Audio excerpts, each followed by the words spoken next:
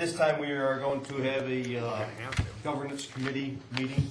Could everyone please stand for the Pledge of Allegiance? I pledge allegiance to the flag of the United States of America and to the republic for which it stands, one nation, under God, indivisible, with liberty and justice for all. Thank you. This time we'll have the roll call. Mr. Ferrara. Mr. Chairman. Mark Finkel. Here. Thomas Stover. Here. Albert Hayes. Here. David Bergstrup. Here. Anthony Netto. Here. Jeffrey Rosenthal. Present. Here. Thank you. Michael Clark. Here. Robert Leslie. Here. Robert Fulton. Here. John Hodgson. Here. Rick Ferrara. Here. Mr. Chairman. Thank you, Mr. Ferrara. This time I wonder if I could get a motion to accept or adopt as revised the meeting agenda. I'll make that motion. Mr. Rosenthal. Mr. Rosenthal is not a member of this Gotta be committee. committee. Oh. Has to be Mr. Stover or Mr. I'll make the motion. Motion Stover was made. already Okay, seconded. I'll second it. Second. All in favor? Aye. Any opposed? Wonder if I could get the approval of the April 8th, 2014 committee meeting. I'll make that motion. Second. Finkel, Stover. Committee business? Vote, please. Did you vote? Yeah. All in favor? Aye. Aye. Any opposed? Thank you.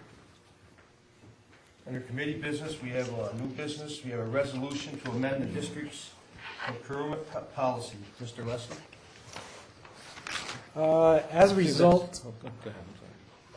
I'm sorry. I was going to say, as a result of the Office of the State Comptroller report, there was a recommendation made by the State Comptroller to make a modification to our procurement policy. Essentially, what happened is the Comptroller identified a procurement wherein the district estimated that the cost of a particular engineering contract would exceed the $25,000 threshold to require compliance with State Finance Law 136A. After the board, or after the, after the board approved an effort to negotiate that contract and enter into a contract, the engineering staff basically negotiated the contract below the $25,000 threshold, settling on a contract amount of $21,000.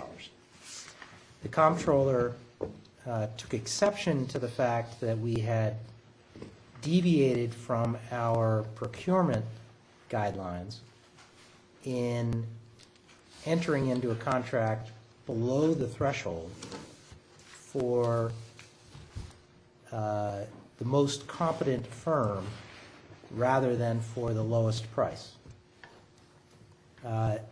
We run high hazard dams, and going with the lowest bidder isn't always the smartest move. Nonetheless, we were not able to convince the comptroller of that during their field audit, and agreed in our response to the comptroller's draft audit draft audit report to amend our procurement policy to address this kind of issue. So what we would propose on page 6 of the board packet, you'll see a modification to the procurement policy wherein we strike that sentence which says for architectural engineering or surveying contracts up to $25,000. It should be the district's policy to engage in price competitive procurement practices to the extent practical, which we thought covered it. The comptroller did not. We would add the underlined portion, which basically says that where consulting contracts for AES services under 25 are not required to be awarded to the most qualified firm.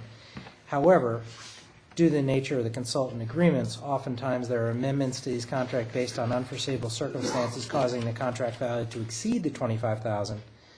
Consequently, it's recommended that all contracts for architectural engineering or surveying services be awarded to the most qualified consultant unless the procurement officer is absolutely certain that the amount of the contract will never exceed $25,000.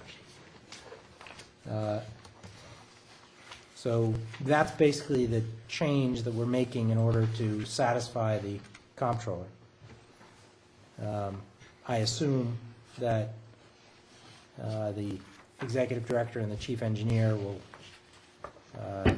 definitely have something to say should we even have a minor contract that requires some work in and around one of those high hazard dams. They're not going to allow it to occur without the contractor being a competent firm with extensive history in hydro dams. You know, this isn't building somebody's basement. So anyway, that's it. There's a resolution on page 5 that would affect this change.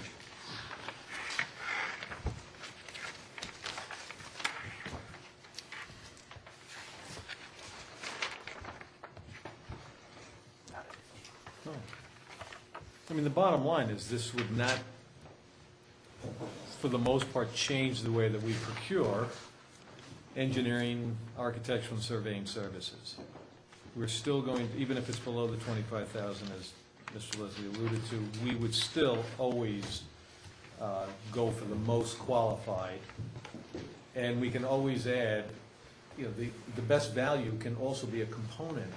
You can get best value and a qualified firm, so this is not going to change the way that we procure. Well, I move we move this resolution to the full board for approval. Mr. I'll second Finkel? that. We have a motion to, resolution to amend it to the full board. Mark? Yes. Jeff seconds?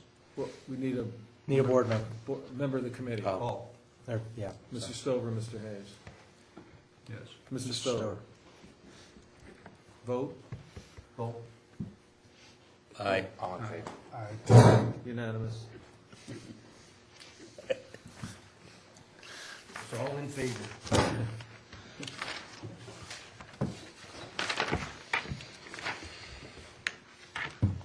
That satisfies it. I think that's everything that was on the agenda. Unless there are other matters, I guess, we'll move to adjourn. I make the motion we adjourn the governance committee. Make the motion. Oh, sorry. Mr. Finkel? Mr. Stover, all in favor? Mr. Stover. Aye.